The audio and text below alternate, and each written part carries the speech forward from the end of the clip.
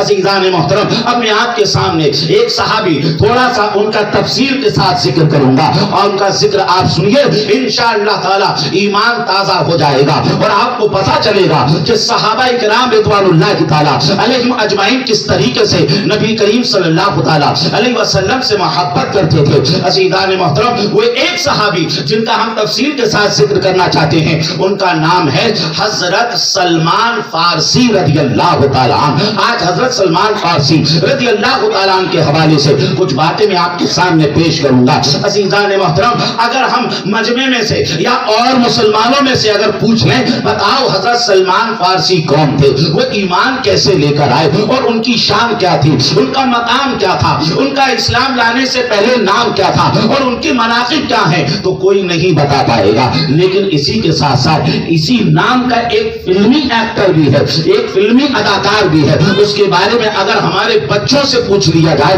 بتاؤ اس کی پیدائش کا دن کون سا ہے، وہ کس تاریخ کو پیدا ہوا، تو اس ایکٹر کی پیدائش کی تاریخ کو بھی بتاتے ہوئے نظر آئیں گے، اس کی فلمیں کتنی ہٹ ہوئی ہیں یہ بھی بتاتے ہوئے نظر آئیں گے، اور اس کے کون کون سے ڈائیلاگ فیمس ہوئے ہیں اس کو بھی بتاتے ہوئے نظر آئیں گے، اور اس کی فلم کس تاریخ کو ریلیز ہوتی ہے یہ بھی بتاتے ہوئے نظر آئیں گے، اور اس کی فلم دیکھنے کے بعد اس کی سمجھ لیجیے ڈائیلاگ اور اس کی طرف اس کے جس طریقے سے وہ اپنے بالوں کو رکھتا ہے، اس انداز کے بال رکھتے ہوئے نظر آتے ہیں، اس کے انداز سے بولتے ہوئے نظر آتے ہیں، اس کے سمجھ لیجیے ہیئر اسٹائل کو اپناتے ہوئے نظر آتے ہیں، اور اس کی اداکاری جیسی ان کی اداکاری ٹی وی میں دیکھی، فلم میں دیکھی، اس کی طرح بننے کی کوشش کرتے ہیں۔ عزیزان محترم، آئیے ہم قرآن کا مطالعہ کریں، آئیے ہم قرآن کو پڑھیں۔ سورہ کہف کے اندر اللہ تبارک و تعالیٰ نے ارشاد فرمایا، لا تطع من اغفلنا قلبه عن ذکرنا۔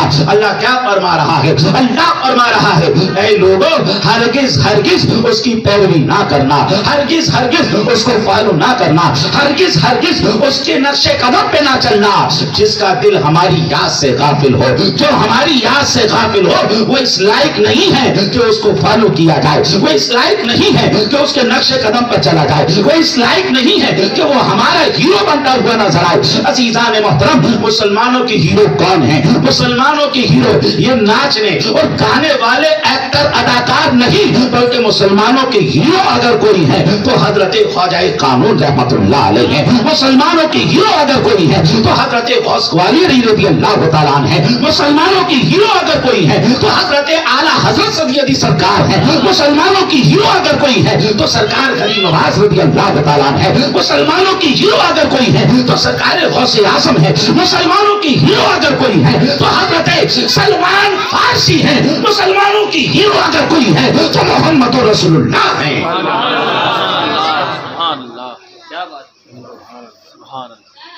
کہ جس کا دل اللہ رسول کی یاد سے غافل ہے، وہ اس لائق ہے ہی نہیں کہ وہ ہمارا ہیرو ہو، وہ اس لائق ہے ہی نہیں کہ اس کو فالو کیا جائے، وہ اس لائق ہے ہی نہیں کہ اس کے نقش قدم پر چلا جائے۔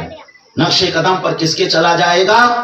اس کے چلا جائے گا جو اللہ رسول کی یاد سے اس کا دل معمور ہو۔ حضرت سلمان فارسی رضی اللہ تعالیٰ عنہ، اللہ کے نبی صلی اللہ علیہ وسلم کے صحابی، یہ ایمان کیسے لائے، کس طریقے سے اسلام میں داخل ہوئے، ان کے ایمان لانے کی داستان بڑی دلچسپ ہے، اور اس داستان کو انہوں نے خود نبی کریم صلی اللہ علیہ وسلم کو سنایا۔ کئی کتابوں کے اندر موجود ہے، مسند امام احمد ابن حنبل کے اندر بھی موجود ہے۔ کیسے ایمان لائے؟ سلمان فارسی فارس کے رہنے والے تھے۔ ایران میں ایک جگہ ہے اصفہان، اصفہان کے رہنے والے تھے۔ مسلمان نہیں تھے، مجوسی تھے، آگ کی پوجا کرتے تھے، آگ کی عبادت کرتے تھے، اور ان کے جو گھر والے تھے سمجھ لیجئے بڑی زمیندار گھرانے سے ان کا تعلق تھا، بڑی زمین جائیداد والے تھے، اور بچپن سے ہی دل ان کا عبادت کی طرف تھا. آگ کے پاس بیٹھے رہتے، اس کو سلگاتے رہتے، اور جو بھی ان کی عبادت کا طریقہ تھا اس طریقے سے عبادت کرتے. ایک دن والد نے کیا کیا، کسی کام سے ان کو کھیت پر بھیج دیا. یہ وہاں تو چلے گئے، لیکن راستے میں انہوں نے دیکھا ایک چرچ ہے، اس چرچ میں عیسائی ہیں اور وہ اپنے مذہب کے مطابق عبادت کر رہے ہیں. جب انہوں نے اس چرچ کو دیکھا، ان عیسائیوں کو دیکھا، تو ان کی عبادت سے متاثر ہوئے اور ان سے ان کے مذہب کے بارے میں انہوں نے پوچھا، اور پوچھا یہ جو تمہارا مذہب ہے اس کی اصل کہاں سے ہے؟ بتایا کہ اس کی اصل جو ہے وہ ملک شام سے ہے. انہوں نے کہا ادھر سے اگر کوئی قافلہ ملک شام جائے تو مجھے خبر کرنا، میں بھی ملک شام جاؤں گا اور عیسائی مذہب کو گہرائی سے اس کا مطالعہ کرنا چاہتا ہوں، اسے سیکھنا چاہتا ہوں، کیونکہ تمہارا طرز عبادت مجھے بڑا اچھا لگا. جب یہ اپنے گھر پہنچے، ان کے والد نے پوچھا کہ کہاں رہ گئے تھے، انہوں نے سب بتا دیا. اب اس کے بعد ان کے والد ان پر نظر رکھنے لگے، کہیں ایسا نہ ہو کہ یہ اپنے مذہب سے دور ہو جائے، اپنے مذہب کو ترک کر دے اور عیسائی بن جائے. ان پر نظر رکھی جانے لگی. ان کو قید گھر کے اندر جو ہے بالکل بند رکھا جانے لگا، باہر نہیں نکلنے جانے دیا جا رہا تھا ان کو، کہ کہیں ایسا نہ ہو کہ جو ہے عیسائی نہ ہو جائے. ان کے والد کا بھی انتقال ہو گیا. اس کے بعد جو ہے ایک قافلہ اصفہان سے ملک شام جا رہا تھا. خبر کی حضرت سلمان فارسی کو کہ ایک قافلہ جا رہا ہے. تیار تو تھے ہی، آئے اور سب کچھ چھوڑ کر، زمین جائیداد، گھر بار، رشتہ دار، سب چھوڑ کر ملک شام پہنچ گئے. ملک شام میں ایک گرجا گھر کے اندر رہنے لگے. اور وہاں کا جو پادری تھا وہ بظاہر تو لوگوں کو دکھاتا تھا کہ میں اچھا ہوں، لیکن اندرونی طور پر وہ اچھا نہیں تھا. وہ لوگوں سے پیسے اینٹتا اور ایک جگہ وہ اپنا پیسہ جمع کر رہا تھا. اب یہ سوچنے لگے یہ اس پادری کو بہت اچھا سمجھتے ہیں، لیکن یہ تو اچھا ہے نہیں. لیکن اب اگر میں لوگوں کو بتاؤں گا تو لوگ تو جو ہے مجھے میری بات نہیں مانیں گے، تو اس لیے یہ خاموش رہے. کچھ دنوں کے بعد کیا ہوا، اس پادری کا انتقال ہو گیا. وہ پادری جو تھا وہ مر گیا. اس کے بعد اس کا بالکل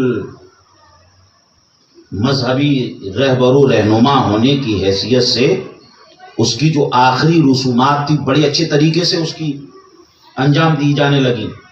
تو حضرت سلمان فارسی کہتے ہیں کہ جسے تم اچھا سمجھتے تھے، اپنا رہبر سمجھتے تھے، اپنا رہنما سمجھتے تھے، اپنا روحانی پیشوا سمجھتے تھے، یہ صحیح آدمی نہیں تھا، یہ تمہیں ٹھگتا تھا، یہ تم سے پیسے اینٹتا تھا.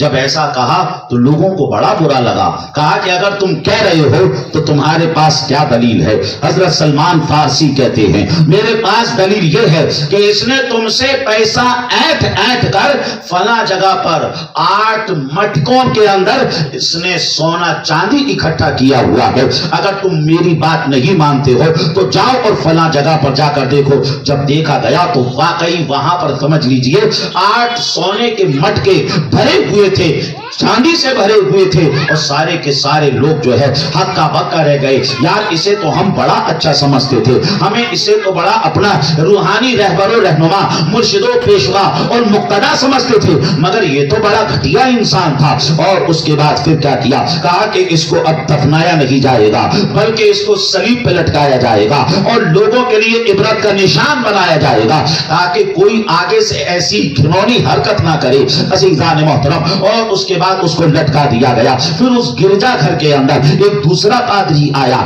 ये जो पादरी था ये मुत्तकी था, ये जो पादरी था ये नेक था, ये जो पादरी था ये अच्छा था। हजरत सलमान फारसी रज़ियल्लाहु ताला अन्हु इस पादरी की खिदमत करते रहे और इससे ईसाई मजहब को सीखते रहे। हजरत ईसा अलैहिस्सलाम की जो तालीमात थी उन्हें हासिल करते रहे अज़ीज़ान मोहतरम। और उसके बाद क्या हुआ, दिन गुजरते रहे गुजरते रहे गुजरते रहे। ये जो पादरी था अब इसके इंतकाल का वक्त आने लगा, इसका इंतकाल का वक्त करीब आ गया अज़ीज़ान मोहतरम। इसको ऐसा लगने लगा कि मैं अब मरने वाला हूँ। हजरत सलमान फारसी रज़ियल्लाहु ताला अन्हु उस पादरी से कहने लगे तुम्हारा तो इंतकाल हो रहा है, तुम तो इस दुनिया से जा रहे हो, लेकिन मेरा तो इंतजाम कर दो। अब तुम्हारे बाद मैं क्या करूंगा, अब मैं तुम्हारे बाद किससे तालीम हासिल करूंगा, अब मैं तुम्हारे बाद जो है किससे जो है अपनी रूहानी तालीम को जारी रखूंगा।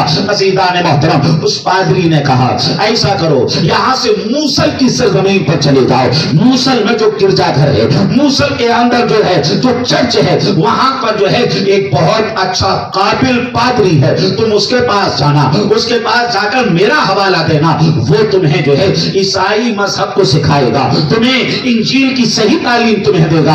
अज़ीज़ान मोहतरम अब हजरत सलमान फारसी रज़ियल्लाहु ताला अन्हु कहां से चले, मुल्क शाम से चले और मूसल की सरजमीन पर पहुंचे। मूसल की सरजमीन पर पहुंचकर उस गिरजाघर में भी पहुंच गए और वहां पर जो है आप उस पादरी के पास रहने लगे और उससे तालीम हासिल करने लगे और उसके बाद जो है जो भी रूहानी चीजें थी उससे लेने लगे। अज़ीज़ान मोहतरम दिन गुजरते रहे गुजरते रहे गुजरते रहे। अब क्या हुआ, ये जो पादरी था ना, इस पादरी के भी इंतकाल का वक्त आ गया। हजरत सलमान फारसी इस पादरी से भी यही कहते हैं तुम्हारा तो इंतकाल हो रहा है, तुम तो इस दुनिया से जा रहे हो, लेकिन बताओ अब तुम्हारे बाद मैं अपनी तालीम को कैसे जारी रखूंगा, तुम्हारे बाद अब मैं तालीम कैसे हासिल करूंगा। अज़ीज़ान मोहतरम फिर क्या था, उस पादरी ने हजरत सलमान फारसी रज़ियल्लाहु ताला अन्हु से कहा ऐसा करो तुम नुसैबीन की सरजमीन पर चले जाओ और नुसैबीन का जो गिरजाघर है, नुसैबीन में जो पादरी है वो बहुत अच्छा है, वो तुम्हें सही तरीके की तालीम देगा। अब हजरत सलमान फारसी रज़ियल्लाहु ताला अन्हु कहां आए, आप नुसैबीन की सरजमीन पर पहुंचे और पता करते करते उस गिरजाघर में भी पहुंच गए और उस पादरी का पता भी मालूम चल गया और उसके पास रहने लगे और उससे तालीम हासिल करने लगे और उसके पास रहते रहे रहते रहे रहते रहे। दिन गुजरते रहे गुजरते रहे। अज़ीज़ान मोहतरम फिर क्या हुआ, इसके भी इंतकाल का वक्त आ गया, ये भी इस दुनिया से जाने लगा। हजरत सलमान फारसी रज़ियल्लाहु ताला अन्हु ने अब इस शख्स से भी कहा, इस पादरी से भी कहा तुम तो इस दुनिया से जा रहे हो, बताओ तुम्हारे बाद मेरा क्या होगा, मैं अपनी तालीम कैसे जारी रखूंगा। अज़ीज़ान मोहतरम अब उसने कहा ऐसा करो तुम अमूरिया की सरजमीन पर चले जाओ। अमूरिया का जो गिरजाघर है वहां का जो पादरी है वो बहुत अच्छा है, वो मुत्तकी है, परहेजगार है, नेक है, वो तुम्हें सही तालीम देगा। हजरत सलमान फारसी रज़ियल्लाहु ताला अन्हु कहां पहुंचे, अब अमूरिया पहुंच जाते हैं। अज़ीज़ान मोहतरम अमूरिया के गिरजाघर में रहने लगे और अब यहां पर आकर काफी वक्त आपने गुजारा। अब यहां पर रहते रहते क्या किया, आपने जो है कुछ बकरियां भी आपने खरीद ली और जो है और भी सामान आपका धीरे धीरे होता चला गया। दिन काफी गुजरते चले गए। अज़ीज़ान मोहतरम अब क्या हुआ, ये जो अमूरिया का पादरी था इसकी भी इंतकाल का वक्त आ गया। अज़ीज़ान मोहतरम हजरत सलमान फारसी रज़ियल्लाहु ताला अन्हु ने उस पादरी से कहा तुम्हारा तो इंतकाल हो रहा है, मेरे जो पिछले असातिज़ा थे वो मुझे वसीयत करते रहे, वो मुझे बताते रहे कि तुम वहां चले जाओ वहां चले जाओ, इसी तरीके से मैं तुम्हारे पास आया। अब बताओ तुम्हारे इंतकाल के बाद मैं कहां जाऊं, अब मैं तुम्हारे इंतकाल के बाद अपनी तालीम को किस तरीके से जारी रखूं। अज़ीज़ान मोहतरम अब ये जो पादरी था, इस पादरी ने कहा अब दुनिया का कोई गिरजाघर ऐसा नहीं कि मैं तुझे उसका पता बताऊं, अब दुनिया का कोई पादरी ऐसा नहीं कि जिसका एड्रेस मैं तुझे दूं, अब दुनिया का कोई उसकुफ ऐसा नहीं कि जिसके बारे में मैं तुझे बताऊं कि तू वहां जा और वहां जाकर तालीम हासिल कर। अब मैं तुझे पता जो बता रहा हूं ना वो बहुत आला पता बता रहा हूं। अज़ीज़ान मोहतरम हजरत सलमान फारसी कहते हैं बताओ किनका पता बता रहे हो। कहा कि ये जो जमाना है ना ये मोहम्मदुर रसूलुल्लाह का जमाना है, ये नबी करीम सल्लल्लाहु अलैहि वसल्लम का जमाना है, ये नबी आखिरुज़ ज़मां का जमाना है। अगर तुम दुनिया और आखिरत की भलाई चाहते हो तो मोहम्मदुर रसूलुल्लाह की बारगाह में पहुंच जाओ, उनकी बारगाह में पहुंच जाओगे, उनकी बारगाह में पहुंचकर उनकी तालीमात पर अमल कर लोगे तो तुम दुनिया में भी कामयाब हो जाओगे اور آخرت میں بھی کامیاب ہو جاؤ گے۔ عزیزان محترم، اب حضرت سلمان فارسی رضی اللہ تعالیٰ عنہ کہتے ہیں کہ یہ تو بتائیے میں کیسے ان کے پاس پہنچوں گا، میں کیسے ان کے پاس جاؤں گا، مجھے لیے کچھ نشاندہی تو کیجئے، مجھے کچھ ان کے بارے میں بتائیے تو صحیح۔ تو اس پادری نے کہا کہ تم محمد رسول اللہ کی بارگاہ میں پہنچنا چاہتے ہو نا، تو ہم تمہیں ان کے بارے میں بتاتے ہیں۔ وہ جس زمین کے لیے ہجرت کر کر پہنچیں گے وہ زمین ایسی ہوگی جہاں پر درخت لگے ہوں گے کھجوروں کے، اور آس پاس جو ہے جو معاملہ ہوگا وہ پہاڑیوں کا معاملہ ہوگا، اور وہاں پر جو ہے کھجور کی کھیتی ہوگی، وہاں پر کھجور کے درخت ہوں گے۔ عزیزان محترم، گویا کہ اس پادری نے مدینہ طیبہ کی سرزمین کا انتخاب کر دیا تھا، مدینہ طیبہ کے بارے میں بتا دیا تھا کہ وہ مدینہ طیبہ جو ہے ہجرت کر کر آئیں گے، جاؤ تم وہاں پر چلے جاؤ، اور ان کے دامن سے اگر جڑ جاؤ گے نا تو پھر کیا ہوگا، تم کامیاب ہو جاؤ گے۔ عزیزان محترم، اس کے بعد ان کا انتقال ہو گیا۔ انتقال ہونے کے بعد حضرت سلمان فارسی رضی اللہ تعالیٰ عنہ کی جو کچھ بکریاں تھیں یا جو کچھ سامان تھا، آپ نے سارے کے سارے سامان کو جمع کر لیا، اور اس کے بعد اب ایک ہی فکر تھی کہ کسی طریقے سے میں عرب پہنچ جاؤں، کسی طریقے سے میں اس زمین پر پہنچ جاؤں جس کی نشاندہی میرے استاد نے کی، جس کی نشاندہی میری مربی نے کی۔ عزیزان محترم، اب پتہ کرتے کرتے پتہ لگایا انہوں نے کہ ایک قافلہ جو ہے عرب کے لیے جانے والا ہے، اور اس قافلے والوں سے بھی بات کر لی۔ انہوں نے کہا ٹھیک ہے ہم تمہیں اپنے ساتھ لے چلیں گے۔ حضرت سلمان فارسی ان کے ساتھ ہو گئے۔ پھر کیا تھا، راستے میں ان قافلے والوں نے کیا کیا، یہ تو جو ہے تنہا ہیں، ان کے پاس مال بھی ہے، ان کے پاس بکریاں بھی ہیں، ان کے پاس ساز و سامان بھی ہے۔ اب اس قافلے والوں نے کیا کیا، ان کی بکریوں کو لے لیا اور ان کے سامان کو بھی لے لیا، اور ایک آدمی کو ان کو بیچ دیا اور کہا یہ ہمارا غلام ہے۔ عزیزان محترم، آپ اندازہ تو لگائیے حضرت سلمان فارسی رضی اللہ تعالیٰ عنہ اللہ کی بارگاہ تک پہنچنے کے لیے، روحانی تعلیم حاصل کرنے کے لیے کتنی تکلیفوں کا سامنا کیا، کتنی مصیبتوں کا سامنا کیا، کتنی پریشانیوں کا سامنا کیا۔ عزیزان محترم، اب اس کے بعد کیا کیا، اس شخص نے بھی حضرت سلمان فارسی کو دوسرے کو بیچ دیا اور اس کی خدمت کرنے لگے۔ اس کے بعد اس نے بھی بیچ دیا، تیسرے کی خدمت کرنے لگے۔ عزیزان محترم، طبقات ابن سعد کے اندر ہے کہ حضرت سلمان فارسی رضی اللہ تعالیٰ عنہ کو تقریباً 10 مرتبہ بیچا گیا۔ آپ اندازہ لگائیے کتنے لوگوں کی غلامی کی، آپ سوچئے تو صحیح کتنے لوگوں کی خدمت کی۔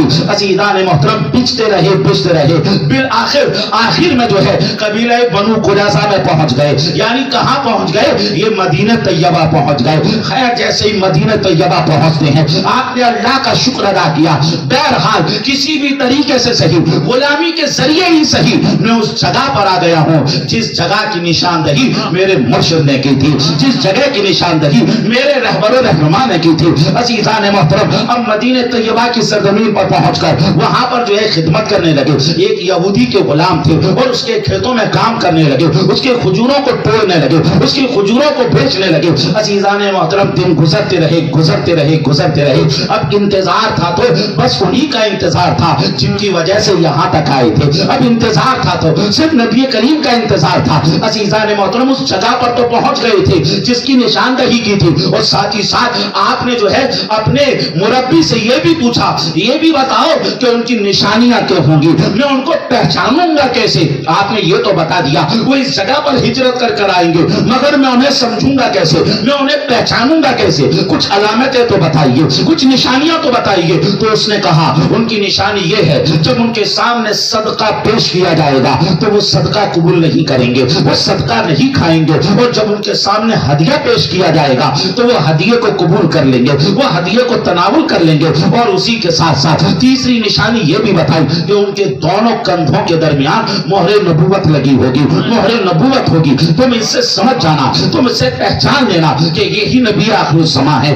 یہی اللہ کے آخری اور سچے نبی ہے۔ عزیزان محترم، یہ نشانیاں تو بتا دی تھی، اور اس کے بعد انتظار کرتے رہے کہ وہ کب آئیں گے کب آئیں گے کب آئیں گے۔ عزیزان محترم، ایک مرتبہ اپنے آقا کی کھیتوں کے اندر اور کھجوروں پہ کام کر رہے تھے اور کھجوروں کو توڑ رہے تھے۔ عزیزان محترم ادھر کیا تھا جس کا انتظار تھا نا، وہی خبر حضرت سلمان فارسی کو سننے کو ملی۔ ایک شخص آیا اور اس شخص نے جو ہے ان کے آقا کو بتایا کہ تم یہاں پر بیٹھے ہو وہ شخص جس نے مکہ میں نبی ہونے کا اعلان کیا ہے، جسے لوگ نبی کہتے ہیں، وہ اپنے لشکر کے ساتھ، وہ اپنے لوگوں کے ساتھ جو ہے قبا کی سرزمین پر آ گیا ہے۔ اگر کچھ نہ کیا گیا تو سمجھ لینا سارا کا سارا معاملہ جو ہے درم برم ہو جائے گا، وہ سارے کے سارے لوگ انہیں کے غلام ہو جائیں گے۔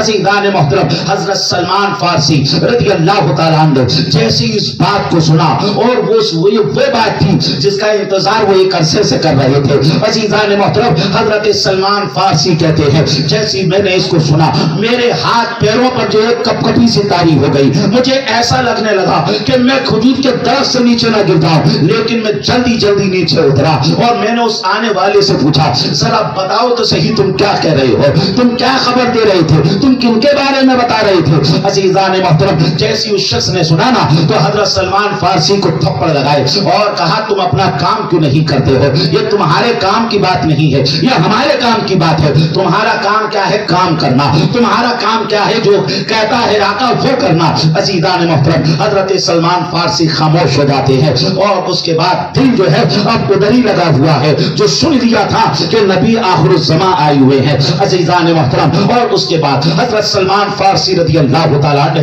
کچھ کھجوروں کو جمع کیا اور کھجوروں کو جمع کرنے کے بعد اب قبا کی سرزمین پر پہنچے۔ قبا جو ہے مدینہ شریف سے پاس ہی میں ہے، چند کلومیٹر کے فاصلے پر ہے۔ عزیزان محترم حضرت سلمان فارسی رضی اللہ تعالیٰ نے جیسے ہی نبی کریم صلی اللہ علیہ وسلم کو دیکھا، آپ اندازہ تو لگائیے کیا گزری ہوگی ان کے دلوں پر۔ یہ وہ تھے جن کا انتظار جو ہے سمجھ لیجئے کئی دنوں سے ہو رہا تھا، کئی مہینوں سے ہو رہا تھا، کئی سالوں سے ہو رہا تھا۔ اور میں تو کہتا ہوں جیسے ہی سلمان فارسی نے نبی کریم صلی اللہ علیہ وسلم کو دیکھا ہوگا تو ان کی عقیدت نے کہا ہوگا روئے بدر الدجا دیکھتے رہ گئے، چہرے والضحا دیکھتے رہ گئے، روئے بدر الدجا دیکھتے رہ گئے، چہرے والضحا دیکھتے رہ گئے۔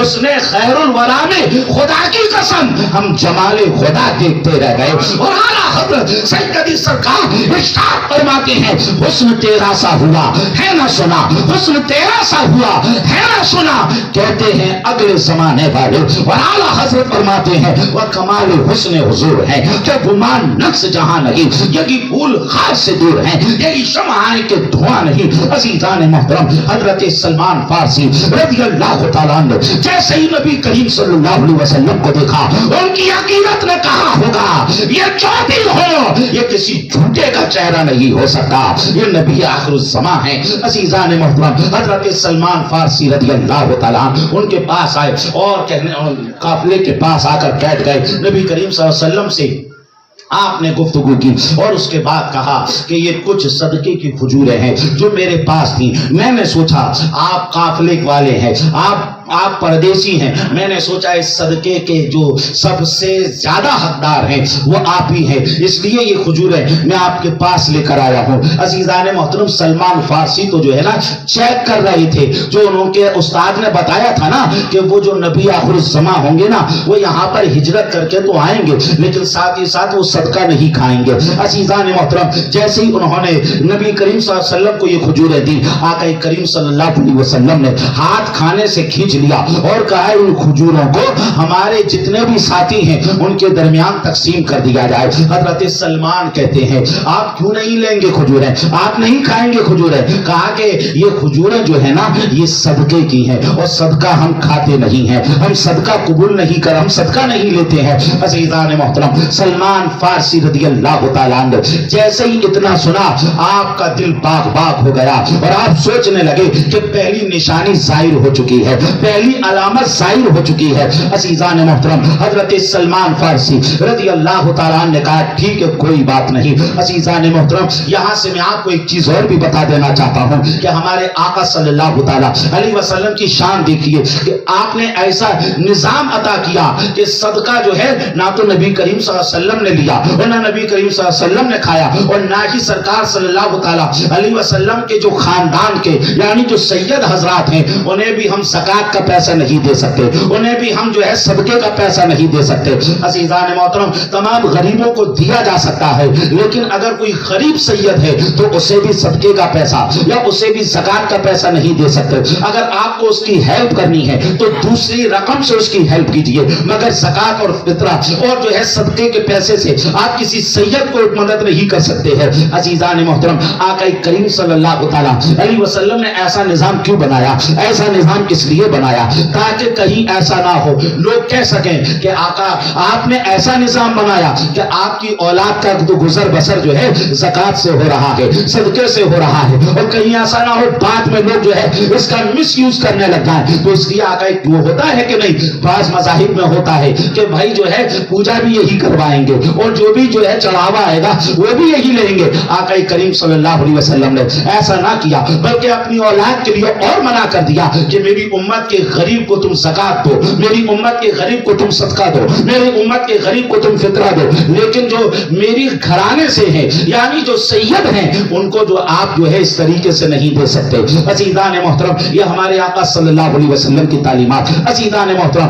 اب جو سلمان فارسی تھے وہ اپنے گھر واپس آ جاتے ہیں، اپنے آقا کے پاس گھر آ جاتے ہیں، اور اس کے بعد ان کو دل کے اندر بڑی خوشی کہ میری جو ہے پہلی جو نشانی تھی وہ تو پوری ہو گئی، جو پہلی علامت تھی وہ تو پوری ہو گئی۔ اب اس کے بعد جو ہے ادھر یہ کچھ پیسہ جمع کرتے رہے، روایتوں میں ہے کہ انہوں نے پیسہ جمع کر کے گوشت لیا اور اس کے بعد پکایا سالن پکا کر جو ہے پھر یہ دوبارہ کے نبی کریم صلی اللہ علیہ وسلم کی بارگاہ میں حاضر ہوئے، اور ایک روایت میں ہے کہ کچھ کھجوریں لے کر پھر حاضر ہوئے، اور آقا کریم صلی اللہ علیہ وسلم کی بارگاہ میں حاضر ہونے کے بعد کہتے ہیں کہ میں پہلی مرتبہ آیا تھا تو میں صدقے کی کھجوریں لے کر آیا تھا، وہ آپ نے قبول نہیں کی تھی، لیکن یہ جو میں کھجوریں لایا ہوں یا یہ جو میں کھانے کی چیز لایا ہوں یہ ہدیہ ہے۔ آقا کریم صلی اللہ علیہ وسلم نے فرمایا ٹھیک ہے ہدیہ ہم قبول کر لیتے ہیں۔ آقا کریم صلی اللہ علیہ وسلم نے اس کو تناول فرمایا۔ عزیزان محترم، آپ کے صحابہ نے بھی تناول فرمایا۔ حضرت سلمان فارسی رضی اللہ تعالیٰ عنہ نے سوچا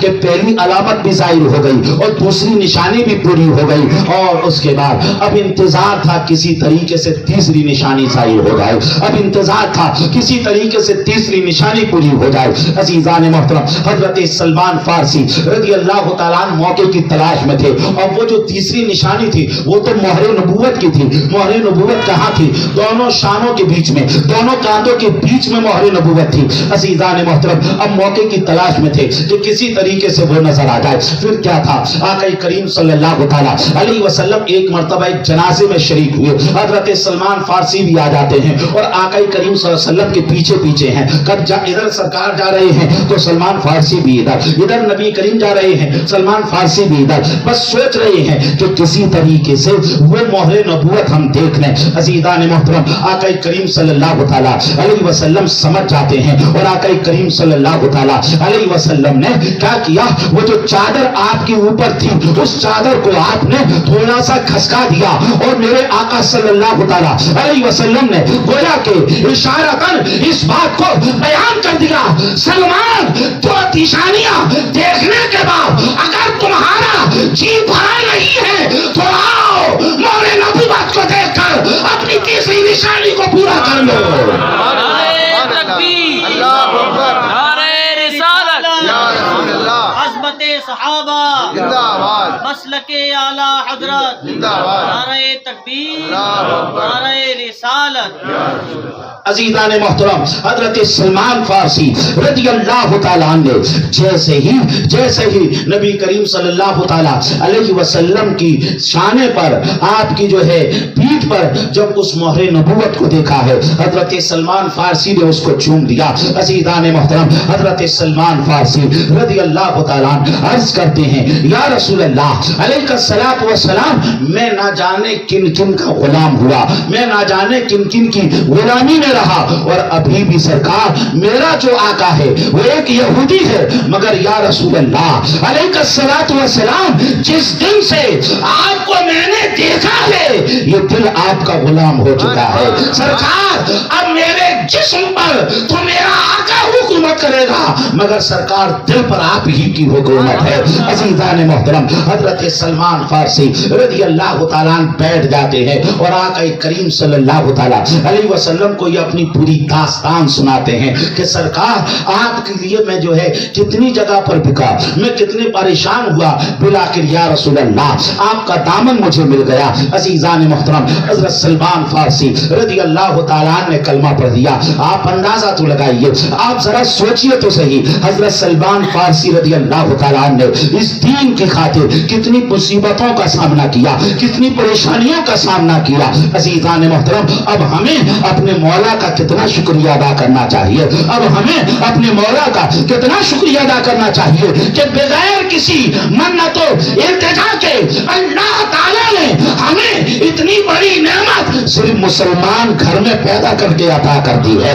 عزیزان محترم، آقا کریم صلی اللہ علیہ وسلم کی امت میں اللہ نے ہمیں پیدا کیا، مسلمان گھر میں ہمیں پیدا کیا، اور سب سے بڑی بات ہمیں سنی گھرانے میں پیدا کیا، ایسے گھرانے میں پیدا کیا جو میلاد منانے والے ہیں، جو مسلک اعلیٰ حضرت کا اور اولیاء کرام کا نعرہ لگانے والے ہیں، ان سے محبت کرنے والے ہیں۔ عزیزان محترم، اور اسی کے ساتھ ساتھ آقا کریم صلی اللہ تعالیٰ علیہ وسلم نے ان کی پوری داستان کو سنا، اور اس کے بعد آپ سرکار صلی اللہ علیہ وسلم کی بارگاہ میں عرض کرتے ہیں، یا رسول اللہ میرے اوپر جو ہے اپنے آقا کی ذمہ داری ہے، اس لیے سرکار میں کوشش کروں گا وقت نکال کر میں آپ کی بارگاہ میں حاضر ہوں، وقت نکال کر میں آپ کے پاس بیٹھوں۔ عزیزان محترم، اسی کے اثناء کے اندر کیا ہوا، جنگ بدر کا موقع آیا، لیکن حضرت سلمان فارسی رضی اللہ تعالیٰ عنہ جنگ بدر میں شریک نہ ہو سکے کیونکہ وہ اپنے یہودی آقا کے غلام تھے۔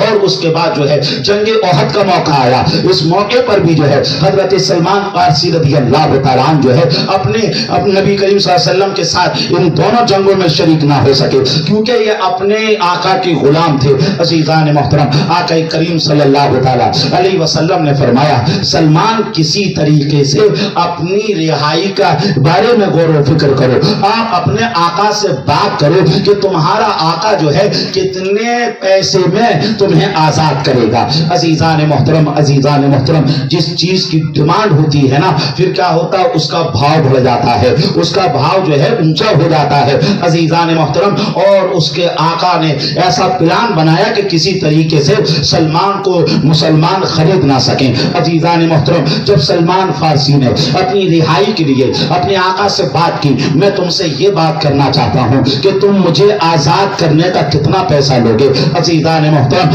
اب اس کے آقا نے کہا، مجھے 300 درخت کھجور کے چاہیے، ایسے درخت جن کے اندر کھجور آتی ہوں، مجھے 300 ایسے درخت چاہیے، اور اسی کے ساتھ ساتھ مجھے 40 اوقیہ سونا بھی چاہیے۔ عزیزان محترم، یہ رقم بہت بڑی تھی، اس نے یہ سوچا تھا کہ اتنی بڑی رقم مانگ لیتا ہوں، اتنی بڑی ڈیمانڈ رکھ دیتا ہوں تاکہ یہ اس کو پورا نہ کر سکے اور اس کے بعد میں سلمان کو آزاد نہ کروں۔ عزیزان محترم، پھر کیا تھا، آقا کریم صلی اللہ تعالیٰ علیہ وسلم نے اپنے صحابہ سے کہا کہ تم جو ہے سلمان کی رہائی کے لیے کوشش کرو، اس کی رہائی میں مدد کرو۔ اور اس کے بعد آقا کریم صلی اللہ علیہ وسلم نے صحابہ سے کہا کہ تم جو ہے کھجوروں کے درخت لگاؤ، اور ان درختوں کو میں اپنے ہاتھوں سے لگاؤں گا۔ عزیزان محترم، 300 کھجوروں کے درخت منگا لیے گئے، اور سرکار نے سارے کے سارے درختوں کو اپنے ہاتھوں سے لگایا، سارے کے سارے درخت سرکار نے اپنے ہاتھوں سے لگائے۔ عزیزان محترم، سرکار کے ہاتھوں سے لگنے تھے،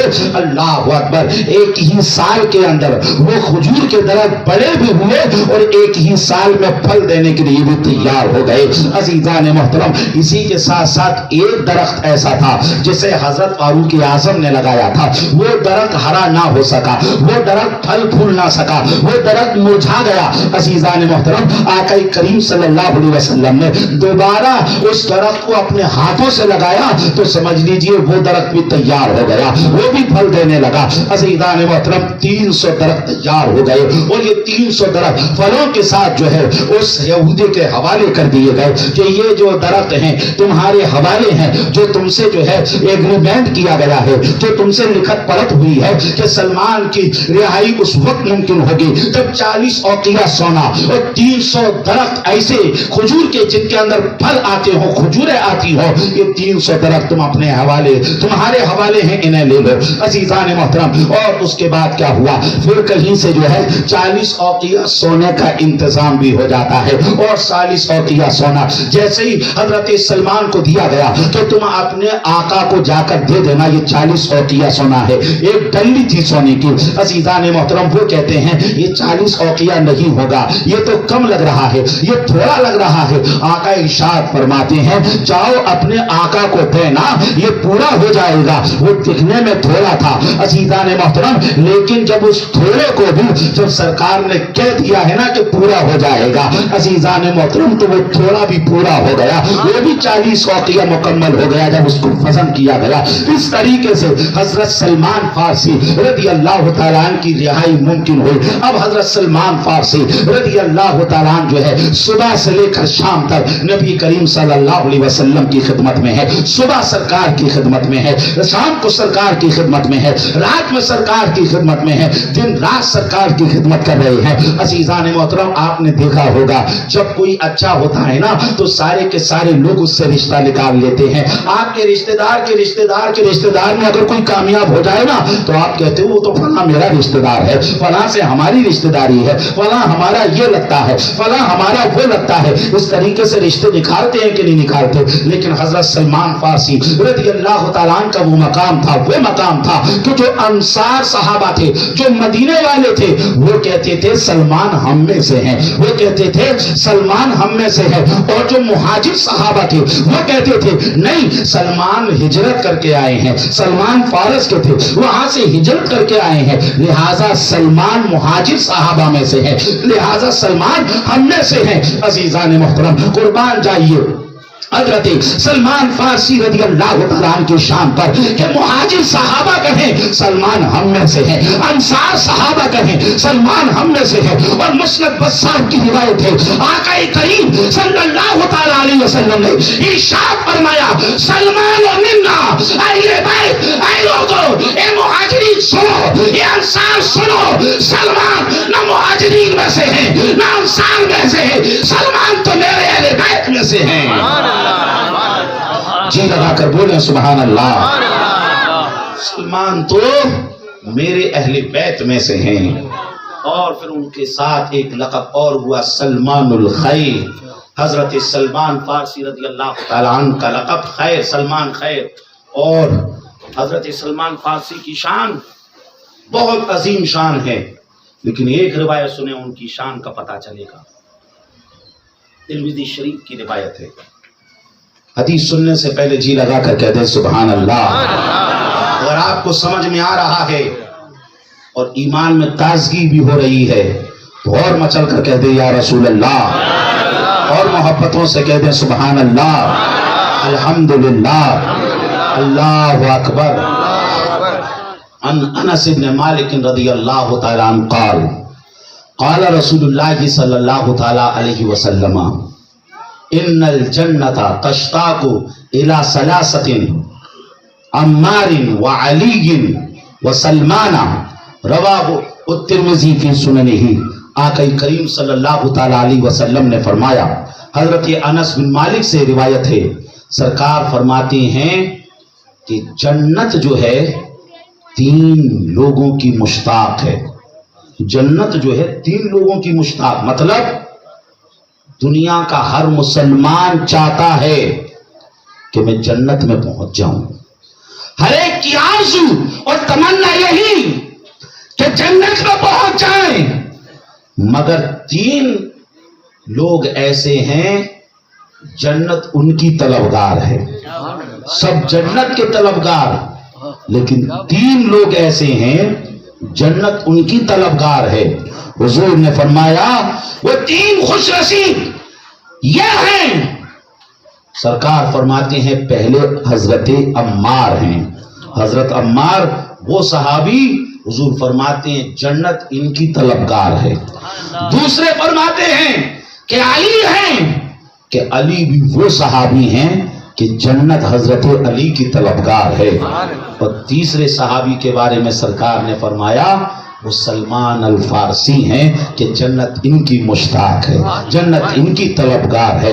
عزیزان محترم، پتہ کیا چلا، معلوم کیا ہوا، ہر ایک جنت کا طلبگار اور جنت سلمان فارسی کی طلبگار، یہ شان سلمان فارسی کی۔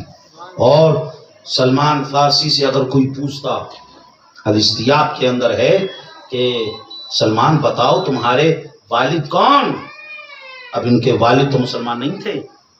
سلمان کہتے ہیں انا ابن الاسلام، میں اسلام کا بیٹا ہوں اور میرے باپ کا نام اسلام ہے۔ یعنی آپ اپنے اصلی باپ کا نام بھی نہیں بتاتے تھے۔ یہ حضرت سلمان فارسی کی شان، یہ حضرت سلمان فارسی کا مقام اور مرتبہ۔ عزیزان محترم، جنگ بدر، جنگ احد کے بعد جو ہے اب جنگ خندق کا معاملہ آیا۔ جنگ خندق میں کیا کیا، وہ جتنے بھی اسلام کے دشمن تھے وہ سارے کے سارے ایک پلیٹ فارم پر آ گئے کہ اگر مسلمانوں سے مقابلہ کرنا ہے تو سب ایک ہو جاؤ، سب ایک ہو گئے۔ ان سب نے کیا کیا، اتحاد کر کے جو ہے 25,000 لوگوں کی فوج کھڑی کر دی مسلمانوں کے لیے۔ مسلمان کتنے تھے؟ صرف 3,000۔ کیسے مقابلہ کریں گے ان کا؟ آقا کریم صلی اللہ علیہ وسلم نے میٹنگ کی، مشورہ کیا۔ تو حضرت سلمان فارسی نے مشورہ دیا کہ یا رسول اللہ علیہ الصلوۃ والسلام، میں فارس کا ہوں، ایران کا ہوں، وہاں ایسا کرتے ہیں جب ایسا لگے کہ بھئی دشمن بہت طاقتور ہے تو محفوظ جگہ پر آ کر خندق کھود دیتے ہیں تاکہ دشمن اس خندق سے ادھر نہ آ پائے۔ حضرت سلمان فارسی رضی اللہ تعالیٰ عنہ کے اس مشورے کو آقا کریم صلی اللہ علیہ وسلم نے قبول فرمایا اور کہا کہ اس ایریے سے، یہ جو ایریا ایسا ہے یہاں سے دشمن آ سکتا ہے، لہٰذا یہاں پر خندق کھود دی جائے، اور وہ جو خندق ہے اتنی گہری ہونی چاہیے اور اتنی لمبی، اتنی چوڑی ہونا چاہیے کہ کوئی پھلانگنا چاہے تو پھلانگ نہ سکے، کوئی گھوڑے پر بیٹھ کر جو ہے اس کو لانگنا چاہے تو لانگ نہ سکے، اس طریقے سے ہونی چاہیے۔ آقا کریم صلی اللہ علیہ وسلم نے مشورے کو قبول فرما کر جو ہے اس پر مہر لگا دی اور اب خندق کھودنا چالو ہو جاتی ہے۔ عزیزان محترم، پہلی یہاں سے بات آپ کو میں یہ سمجھانا چاہوں گا کہ یہ جو طریقہ کن کا تھا، یہ ایرانیوں کا طریقہ تھا۔ کن کا طریقہ تھا؟ ایرانیوں کا۔ وہاں مسلمان نہیں تھے، لیکن حضرت سلمان فارسی نے رسول اللہ کی بارگاہ میں مشورہ دیا اور ایران کے لوگوں کا طریقہ بتایا، اچھا لگا، آقا کریم صلی اللہ علیہ وسلم نے اس طریقے کو اپنایا، اس طریقے کو اپنایا۔ تو یہاں سے کیا سبق ملا، کیا پتا چلا کہ اگر غیر مسلموں میں بھی کوئی اچھا طریقہ ہو اور وہ طریقہ اپنانے میں آپ کا مذہب آپ کو منع نہ کرتا ہو، یعنی شریعت اس کی اجازت بھی دیتی ہو، تو آپ ایسی چیزوں کو غیر مسلموں سے بھی لے سکتے ہیں، غیر مسلموں سے بھی، کیونکہ سرکار نے دیا ان ایرانیوں کا طریقہ۔ عزیزان محترم، اور اس کے بعد خندق کھودنا شروع کر دی گئی۔ اب ایسا نہیں کہ سرکار نے صحابہ کو آرڈر کر دیا ہو کہ جاؤ کھودو، نہیں، بلکہ سرکار صلی اللہ علیہ وسلم نے بھی پھاوڑا اٹھا دیا۔ سرکار نے بھی جو ہے وہ جو آلات ہوتے ہیں جن سے کھدائی کی جاتی ہے ان کو اٹھایا، اور آقا کریم صلی اللہ علیہ وسلم بھی جو ہے کھود رہے ہیں اور صحابہ کے ساتھ بالکل اسی طریقے سے کام کر رہے ہیں جس طریقے سے جو ہے صحابہ کام کر رہے ہیں۔ اب خندق کھودتے کھودتے کیا ہوا کہ ایک ایسی چٹان آ گئی، ایک ایسا بڑا سا پتھر آ گیا کہ سارے کے سارے صحابہ نے زور لگا لیا، مگر وہ پتھر ہل نہ سکا، وہ پتھر اکھڑ نہ سکا۔ عزیزان محترم، آقا کریم صلی اللہ علیہ وسلم کو بلایا گیا اور سرکار کو بتایا گیا کہ یا رسول اللہ کہ ایسی چٹان آ گئی ہے کہ یہ ہل نہیں رہی ہے، ہم نے تو سب نے زور لگا لیا۔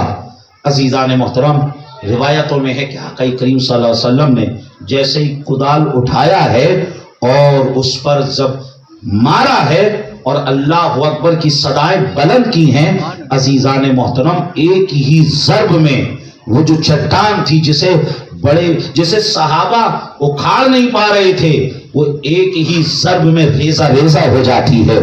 اعلیٰ حضرت جبھی تو فرماتے ہیں جس کو بارے دو عالم کی پرواہ نہیں، جس کو بارے دو عالم کی پرواہ نہیں، ایسے بازو کی قوت پہ لاکھوں سلام، ایسے بازو کی قوت پہ لاکھوں سلام۔ اور دوسری روایت میں ایسا ہے کہ آقا کریم صلی اللہ علیہ وسلم نے اس کدال کو لیا اور کدال کو لینے کے بعد زور سے اس پتھر پر مارا، ادھر مارا ہے اور سرکار کہتے ہیں خوشخبری ہو تمہارے لیے، ملک شام فتح ہو گیا۔ آقا کریم صلی اللہ علیہ وسلم نے جب کہا تو صحابہ نے نعرہ تکبیر کی صداؤں کو بلند کیا، اللہ اکبر کی صداؤں کو بلند کیا، اور آقا کریم صلی اللہ علیہ وسلم نے دوسری مرتبہ جب اس چٹان پر اس کدال کو مارا ہے، سرکار فرماتے ہیں جاؤ بشارت ہے تمہارے لیے، ایران بھی تمہارے لیے فتح ہو گیا۔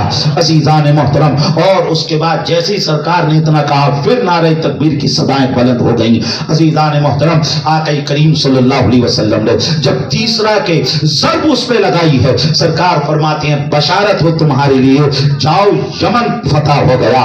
عزیزان محترم، اور تین ضربوں میں وہ جو چٹان تھی وہ بھی ریزہ ریزہ ہو جاتی ہے۔ عزیزان محترم، اور اس کے بعد جو ہے جب وہ خندق تھی خود کر تیار ہو گئی، پھر کیا تھا، وہ جو دشمن تھے جیسے ہی آئے، سمجھ لیجئے جب انہوں نے اس خندق کو دیکھا تو وہ خندق سے آگے نہ نکل سکے، خندق سے آگے نہ بڑھ سکے، اور اس خندق کی بنیاد پر اللہ تبارک و تعالیٰ نے مسلمانوں کو کامیابی عطا فرمائی، مسلمانوں کو سربلندی عطا فرمائی، فتح و نصرت مسلمانوں کو عطا فرمائی۔ عزیزان محترم، یہاں سے کیا پتا چلا کہ آقا کریم صلی اللہ علیہ وسلم نے حضرت سلمان فارسی رضی اللہ تعالیٰ عنہ کے مشورے پر عمل کیا۔ عزیزان محترم، اور اس کے بعد جو ہے حضرت سلمان فارسی رضی اللہ تعالیٰ عنہ نبی کریم صلی اللہ علیہ وسلم کی خدمت کرتے رہے، اور اس کے بعد سرکار صلی اللہ علیہ وسلم کا وصال ہو جاتا ہے، اور پھر حضرت ابوبکر صدیق کا زمانہ آیا۔ حضرت ابوبکر صدیق کے زمانے میں بھی حضرت سلمان فارسی رہے، پھر حضرت